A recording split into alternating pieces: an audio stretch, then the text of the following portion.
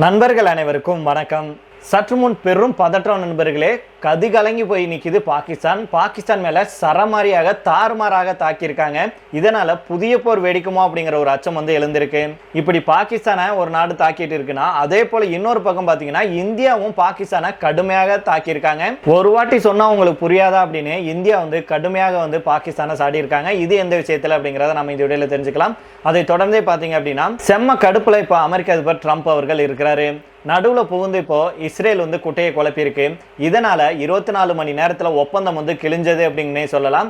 அப்படி என்ன நடந்துருச்சு அப்படிங்கிறத நம்ம இந்த வீடியோல தெரிஞ்சுக்க போறோம். இப்படி பல பிரேக்கிங் நியூஸ் நம்மளுடைய சேனல்ல பேச போறோம். அதனால ஸ்கிப் பண்ணாம கடைசி வரைக்கும் பாருங்க. அதுக்கு முன்னாடி உங்கள்கிட்ட ஒரே ஒரு ஹெல்ப் கேட்டுக்கிறேன். யாரெல்லாம் சப்ஸ்கிரைப் பண்ணாம பாக்குறீங்களோ நீங்களாம் சப்ஸ்கிரைப் பண்ணிட்டு உங்களுடைய ஆதரவு கொடுங்க. புதுசா பாக்குறீங்க அப்படின்னாலுமே சப்ஸ்கிரைப் பண்ணிக்கோங்க மறக்காம. ஆப்கானிஸ்தான் மற்றும் பாகிஸ்தான் நாடுகளுக்கு இடையே நீண்ட காலமாக நிலவிட்டு வரும் எல்லை பதற்றம் தற்போது ஒரு புதிய உச்சத்தை எட்டியிருக்கு அப்படிங்கிற தகவல் கிடைச்சிருக்கு. அதாவது இரண்டு நாடுகளும் பார்த்தீங்கன்னா மாறி மாறி வான்வெளி தாக்குதலை நடத்திட்டு வர்றதுனால தெற்காசிய பிராந்தியத்தில் இப்போ பெரும் பரபரப்பு ஏற்பட்டிருக்கு.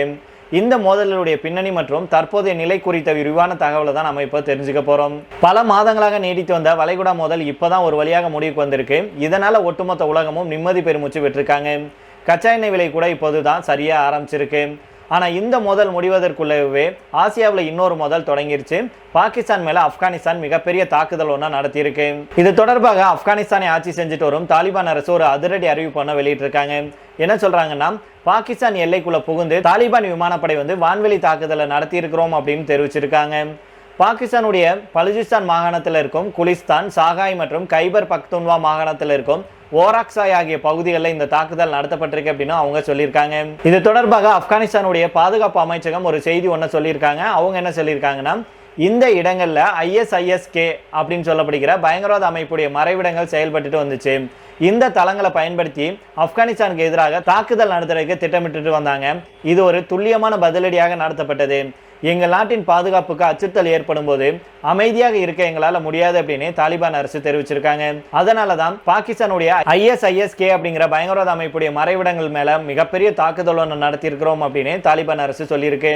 மேலும் இந்த மோதல் திடீரென வெடித்ததில்லை அப்படிங்கிறத நாம புரிஞ்சுக்கணும். அதாவது கடந்த சில நாட்களுக்கு முன்னாடி பாத்தீங்கன்னா பாகிஸ்தானுடைய விமானப்படை இருக்காங்க இல்லையா, அவங்க ஆப்கானிஸ்தானுடைய எல்லைக்குள்ள புகுந்து தாக்குதலை நடத்தினாங்க. மேலும் எங்க நாட்டு பாதுகாப்பு படையினர் மீது தாக்குதல் நடத்தும் தீவிரவாதிகளுடைய இருப்பிடங்களை தான் நாங்க தாக்கணும் அப்படின்னு பாகிஸ்தான் தாக்குதல் நடத்தினதுக்கு ஒரு சப்பக்கட்டு ஒன்று கட்டுச்சு. இருந்தாலும் இதை மறுத்து ஆப்கானிஸ்தான் என்ன சொன்னாங்கன்னா, பாகிஸ்தான் நடத்திய தாக்குதல்ல எங்களுடைய பெண்கள் மற்றும் குழந்தைகள் உட்பட அப்பாவி பொதுமக்கள் கொல்லப்பட்டாங்க. இதுக்கு நாங்க சும்மா விட மாட்டோம், கண்டிப்பாக இதுக்கு நாங்க பதிலடி கொடுப்போம் அப்படின்னு சொன்னாங்க. அதே போலதான் இப்போ ஆப்கானிஸ்தான் பாகிஸ்தான் மேல, அதுவும் பாகிஸ்தானுடைய எல்லைக்குள்ள புகுந்து தாக்குதல் நடத்தியிருக்கு அப்படிங்கிறது குறிப்பிடத்தக்கது. இந்த பாகிஸ்தானுக்கும் தாலிபான்களுக்கும் இடையிலான மோதலுக்கு முக்கிய காரணம் என்ன அப்படின்னா TTP அப்படின்னு சொல்லப்படுகிற தெக்ரி தாலிபான் பாகிஸ்தான் அப்படிங்கிற அமைப்பு தான். அதாவது பாகிஸ்தான் அரசுக்கு எதிராக கலகம் செய்யும் இந்த TTP அமைப்பினர் ஆப்கானிஸ்தான் மண்ணில் தஞ்சம் புகுந்து கொண்டு பாகிஸ்தான் மேல தாக்குதல் நடத்துறதாக பாகிஸ்தான் தொடர்ந்து குற்றம் சாட்டிட்டு வருது. ஆனா தாலிபான் அரசு இந்த குற்றச்சாட்டுகளை மறுக்கிறது மட்டும் இல்லாம எங்களுடைய மண்ணை யாரும் மற்ற நாடுகளுக்கு எதிராக பயன்படுத்த நாங்க அனுமதிக்கிறதே கிடையாது, பாகிஸ்தான் தேவையில்லாம குற்றச்சாட்டுகளை வச்சுட்டு இருக்கு அப்படின்னு பாகிஸ்தானுக்கு கடுமையான பதிலடியை கொடுத்திருக்கு ஆப்கானிஸ்தான். இந்த இரண்டு நாடுகளுக்கு இடையே நிலவும் இந்த பதற்றத்தை தணிக்கிறதுக்கு பல முறை பேச்சுவார்த்தைகளும் நடத்தப்பட்டுச்சு. ஆனா அது எல்லாமே தோல்வியில முடிஞ்சிருக்கு. சமீபத்தில் பேசிய பாகிஸ்தானுடைய பாதுகாப்பு அமைச்சர் கவாஜா ஆசிப் இருக்கார்லையா, அவர் என்ன சொன்னார்னா, தாலிபான் நிர்வாகத்தோட பேச்சுவார்த்தைகள் தோல்வி அடைஞ்சிருச்சு அப்படின்னு வெளிப்படையாகவே தெரிவிச்சாரு. மேலும் எல்லையில நடக்கும் பயங்கரவாத தாக்குதலை தடுக்கிறதுக்கு ஆப்கானிஸ்தான் போதிய நடவடிக்கை எடுக்கல அப்படிங்கறதுதான் பாகிஸ்தானுடைய குற்றச்சாட்டு அப்படின்னு அவர் சொல்லியிருந்தாரு. இந்த ராணுவ மோதல்கள் எல்லையோர மக்களுடைய வாழ்வாதாரத்தை இப்ப கடுமையா பாதிச்சிருக்கு அப்படின்னே சொல்லலாம். மேலும் இதனால இரண்டு நாடுகளையும் இணைக்கும் முக்கிய வர்த்தக பாதைகள் மூடப்பட்டிருக்கு. அதாவது லாரிகள் மற்றும் சரக்கு வாகனங்கள் எல்லையிலே நிறுத்தப்படுறதுனால தொழிலதிபர்கள் மற்றும் உள்ளூர் தொழிலாளர்கள் பெரும் நஷ்டத்தை சந்திச்சுட்டு வர்றாங்க. பாதுகாப்பு காரணங்களுக்காக துறந்த எல்லை பகுதிகளில் கடும் கட்டுப்பாடுகளும் விதிக்கப்பட்டிருக்கு. தற்போது நிலவும் சூழல்ல இரண்டு நாடுகளும் பின்வாங்க தயாராக இல்லை அப்படிங்கிறது தெளிவா தெரியுது. ஆப்கானிஸ்தான் தன்னுடைய ராணுவ வலிமையை காட்ட தொடங்கி இருக்கிறது பாகிஸ்தானுக்கு பெரும் சவாலாக மாறி இருக்கு அப்படின்னே சொல்லலாம். மேலும் இரண்டு தரப்புக்கும் இடையே உடனடியாக அமைதி பேச்சுவார்த்தை மூலம் தீர்வு எட்டப்பட வேணும்.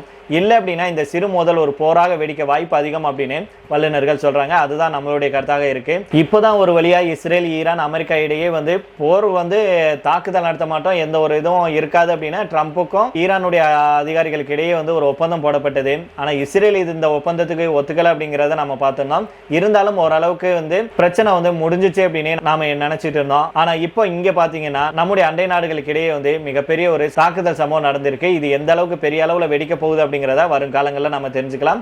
இதே போல இன்னொரு முக்கியமான விஷயத்துல இந்தியா வந்து பாகிஸ்தானை கடுமையாக தாக்கியிருக்காங்க. அது எந்த விஷயத்துல அப்படிங்கிறத தெரிஞ்சுக்கலாம். ஸ்கிப் பண்ணாம பாருங்க.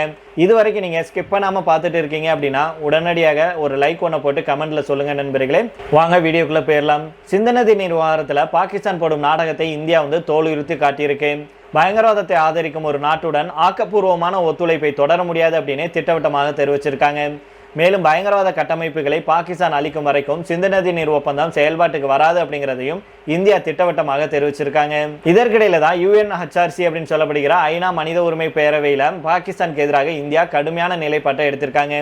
அதாவது 1960ஆம் ஆண்டு போடப்பட்ட வரலாற்று சிறப்புமிக்க சிந்து நதி நீர் ஒப்பந்தம் தற்போதைய காலத்துக்கு ஒத்துவராத ஒன்று அப்படின்னும் அது காலாவதியாகிவிட்டது அப்படின்னு இந்தியா வந்து கடுமையாக சாடியிருக்காங்க. நேற்றைய தினம் ஜூன் 18ஆம் தேதி நடைபெற்ற ஐநா மனித உரிமைகள் பேரவையுடைய 62வது கூட்டத்தொடரில் இந்தியாவின் சார்பாக முதன்மை செயலாளர் அனுபமா சிங் அவர்கள் பேசினாங்க. சர்வதேச அரங்கில் இந்தியாவை பற்றி தொடர்ந்து தவறான ஒரு பிம்பத்தை உருவாக்க பாகிஸ்தான் தொடர்ந்து குற்றம் சாட்டிட்டு வருது. அந்த புகார்களுக்கு பதிலடி கொடுக்கும் வகையில் ஐநாவையில் இந்தியாவுடைய இந்த அதிரடி நிலைப்பாட்டை அனுபமா சிங் அவர்கள் விலக்கி பேசியிருக்கிறாரு. மேலும் இந்தியா என்ன சொல்றாங்கன்னா, ஒரு நாடு பயங்கரவாதத்தை தன்னுடைய அரசின் கொள்கையாக வைத்துக்கொண்டு அதே நேரத்தில் நட்புறவின் அடிப்படையில் உருவாக்கப்பட்ட நதிநீர் ஒப்பந்தத்தின் பலன்களை அனுபவிக்க முடியாது. எல்லை தாண்டிய பயங்கரவாதத்தை பாகிஸ்தான் ஆதரிக்கும் வரைக்கும் அது கூட நதிநீர் பகிர்வு அப்படிங்கிற ஆக்கப்பூர்வமான ஒத்துழைப்பை தொடர முடியாது எங்களால. 1960 போடப்பட்ட ஒரு ஒப்பந்தம் 60 ஆண்டுகளுக்கு அப்புறமும் அப்படியே இருக்க வேண்டும் அப்படின்னு எதிர்பார்க்கிறது தர்க்கத்துக்கு எதிரானது. மாறிவரும் உலக சூழலுக்கு ஏற்ப அந்த ஒப்பந்தம் மாற்றப்பட வேண்டும் அல்லது மறுபரிசீலனை செய்யப்பட வேண்டும் அப்படின்னு அனுபமா அவர்கள் தெரிவிச்சிருக்காங்க. சமீபத்தில் ஜம்மு காஷ்மீருடைய பகல்காம் பகுதியில் நடந்த பயங்கரவாத தாக்குதலில் 26 பேர் உயிரிழந்தாங்க. இந்த தாக்குதலுக்கு அப்புறம் தான் நாம வந்து சிந்து நதி நீர் ஒப்பந்தத்தை நிறுத்தி வச்சிருக்க முடிவை வந்து கையில் எடுத்தோம். பகல்காம் தாக்குதலை தொடர்ந்து இந்திய பாகிஸ்தான் இடையே மோதல் வெடித்த நிலையில அந்த மோதல் முடிவுக்கு வந்ததுக்கு அப்புறம் சிந்து நதி நீர் ஒப்பந்தத்தை மீண்டும் இந்தியா வந்து செயல்பாட்டுக்கு கொண்டு வரும் அப்படின்னு பலரும் நினைச்சாங்க. ஆனால் பாகிஸ்தான் தன்னுடைய மண்ணில் இருக்கும் பயங்கரவாத கட்டமைப்புகளை முழுமையாக அளிக்கும் வரைக்கும் இந்த ஒப்பந்தம் செயல்பாட்டுக்கு வராது அப்படின்னு இந்தியா வந்து திட்டவட்டமாக சொல்லிட்டாங்க. இந்த ஒப்பந்தம் நிறுத்தப்படுறது பாகிஸ்தானுக்கு ஒரு மிகப்பெரிய பொருளாதார மற்றும் வாழ்வாதார பாதிப்பை ஏற்படுத்தும் அப்படிங்கிறதுல எந்த ஒரு மாற்று கருத்துமே இருக்க முடியாது. பாகிஸ்தானுடைய 16 மில்லியன் ஹெக்டேர் விவசாய நிலங்களில் 80% சிந்து நதி நீரை தான் நம்பியிருக்கு. மேலும் அந்த நாட்டுடைய மொத்த தண்ணீர் நுகர்வுல 93% இந்த நதி அமைப்பிலிருந்து தான் கிடைக்குது. அதனால இந்தியா எடுக்கும் இந்த முடிவு பாகிஸ்தானுடைய முதுகெலும்பாக இருக்கும் விவசாயத்துறையை நிலைக்குலைய செஞ்சிருக்கு அப்படின்னே சொல்லலாம். மேலும் பாகிஸ்தானை மிக கடுமையாக விமர்சித்த அனுபமா சிங் அவர்கள் பாகிஸ்தானை வந்து ஒரு பிராங்கைன்ஸ்டைன் நாடு அப்படின்னு அவர் குறிப்பிட்டிருக்கிறாரு. மேலும் அவர் வந்து தானே உருவாக்கிய ஒரு அரக்கன், அதாவது பயங்கரவாதம் அப்படின்னு தன்னையே தாக்கும் போது அதிர்ச்சி அடையும் ஒரு நாடாக பாகிஸ்தான் இருக்கு.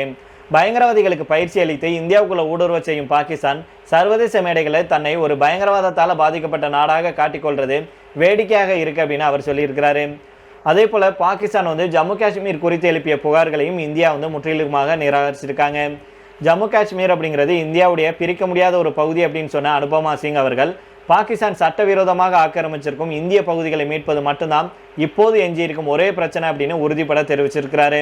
ஒரு பக்கம் ஆப்கானிஸ்தான் வந்து பாகிஸ்தானை ஒரு மிகப்பெரிய தாக்குதல் நடத்தி, அதாவது ஆயுதங்களை கொண்டு தாக்குதல் நடத்தி பாகிஸ்தானை எந்திரிக்க விடாம அடிக்குது. இன்னொரு பக்கம் வந்து பொருளாதார ரீதியாக வந்து இந்தியா அடிச்சு கடுமையாக தாக்கிட்டு வர்றாங்க அப்படிங்கிறதுல எந்த மாற்று கருத்தும் இருக்க முடியாது. இப்படி சுற்றி அடிக்கிறதுல பாகிஸ்தான் இப்போ நிலை கிளஞ்சு போயிருக்கு அப்படின்னு தான் சொல்லணும். அதனால பொறுத்திருந்து பார்ப்போம் என்ன நடக்குது அப்படின்னு. இதை தொடர்ந்து கடைசியாக பார்த்தோம் அப்படின்னா, அமெரிக்கா கூட கையெழுத்தான புரிந்துணர்வு ஒப்பந்தத்தின் முதல் விதியை இஸ்ரேல் மீறியதாக சொல்லி ஈரான் வந்து அமெரிக்காவுடனான 60 நாள் பேச்சுவார்த்தையை நிறுத்தி வச்சிருக்கு. இஸ்ரேல் தென் லெபனான்ல தாக்குதலை தொடர்ந்து நடத்துவதே இந்த முடிவுக்கு காரணம் அப்படின்னு ஈரான் வந்து தெரிவிச்சிருக்கு. அமைதி ஒப்பந்தம் மின்னணு முறையில கையெழுத்தான 24 மணி நேரத்துக்குள்ள ஈரான் பின்வாங்கியிருக்கு.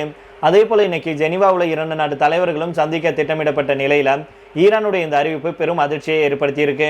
ஈரான் மற்றும் அமெரிக்கா இடையிலான புரிந்துணர்வு ஒப்பந்தம் மின்னணு முறையில கையெழுத்தான சில மணி நேரங்களுக்குள்ள ட்ரம்பின் உத்தரவை மீறி இஸ்ரேல் தொடர்ந்து தென் லெபனான்ல தாக்குதலை நடத்துச்சு. இந்த போர்ல ஈரானுக்கு லெபனான் நாட்டுடைய ஹிஸ்புல்லா அமைப்பு ஆதரவளித்தது. இதே போல அமெரிக்காவுக்கு இஸ்ரேல் ஆதரவளிச்சாங்க. இந்த நிலையில தான் ட்ரம்புடைய பேச்சை மீறி இஸ்ரேல் தாக்குதல் நடத்தினதுனால அமெரிக்க தரப்பு ஒப்பந்தத்தின் விதியை மீறுவதாக ஈரான் எச்சரிக்கை விடுத்திருக்கு. இந்த விதி மீறலால ஈரானுடைய பேச்சுவார்த்தை குழு சுவிட்சர்லாந்துக்கு புறப்படுவதற்கான பணிகளை மேற்கொண்டிருந்த நிலையில முழு பயணமும் ரத்து செய்யப்பட்டிருக்கு. இன்றைய தினம் ஜெனீவாவில் நடைபெற இருந்த முதல் சுற்று பேச்சுவார்த்தைகளும் தற்காலிகமாக நிறுத்தி வைக்கப்பட்டிருக்கு. ஈரான் தன்னுடைய கடமைகளை ஒருதலை பட்சமாக நிறைவேற்றாது அப்படின்னும் இஸ்ரேலுடைய தாக்குதல்கள் முழுமையாக நிறுத்தப்பட்டு அமெரிக்காவுடைய ஒப்பந்தத்தின் முதல் விதியை நடைமுறையில் கடைபிடிப்பதை உறுதி செய்யும் வரைக்கும் பேச்சுவார்த்தைகள் தொடராது அப்படின்னு தெளிவுபடுத்தியிருக்காங்க. மேலும் இஸ்ரேல் பிரதமர் நெதன்யாகு அவர்கள் தன்னிச்சையாக செயல்படுறார் அப்படின்னு அமெரிக்கா கூறுவதை ஈரான் நிராகரிச்சிருக்கு. இது ட்ரம்ப்புடைய நாடகம் அப்படின்னு ஈரான் கடுமையாக விமர்சனம் செஞ்சிருக்காங்க. 60 நாள் பேச்சுவார்த்தை நிறுத்தத்துக்கு முன்பே இஸ்ரேல் தாக்குதலை விமர்சனம் செய்யும் வகையில் அமெரிக்காவிடம் ஈரான் பேச்சுவார்த்தைகளை ரத்து செய்வது, ஹார்முஸ் ஜலசந்தியில முழு முற்றுகையை மீண்டும் கொண்டு வருவது மற்றும் ஏவுகணை தாக்குதல் மூலம் பதிலடி கொடுப்பது உள்ளிட்ட எச்சரிக்கைகளை விடுத்திருந்தது. இஸ்ரேல் தொடர்ந்து தாக்குதலை நடத்திட்டு வர்றதுனால போர் நிறுத்த அமைதி பேச்சுவார்த்தையை ஈரான் மொத்தமாக நிறுத்தியிருக்காங்க. இஸ்ரேல் செய்யும் காரியம் அமெரிக்கா ஈரான் இடையிலான புதிய அமைதி பேச்சுவார்த்தை தொடங்குறதுக்கு முன்பே பெரும் இடையூறாக மாறியிருக்கு. லெபனான்ல இஸ்ரேலுடைய தாக்குதல்கள் தொடர்வது வளைகுடா அமைதிக்கு மட்டுமில்லாம உலக எண்ணெய் வழித்தடங்களுக்கும் பெரும் அச்சுறுத்தலாக மாறக்கூடும் அப்படின்னு அரசியல் வட்டாரங்கள் தெரிவிக்குது. சரி நண்பர்கள், இதோட நம்ம இந்த வீடியோ முடித்துக் கொள்ளலாம். இதே பற்றி உங்களுடைய கருத்துக்களை கீழே உள்ள கமெண்ட் பாக்ஸில் சொல்லுங்க. மீண்டும் நாளை வேற ஒரு செய்திகளுடன் உங்களை சந்திக்கிறேன். நன்றி, வணக்கம்.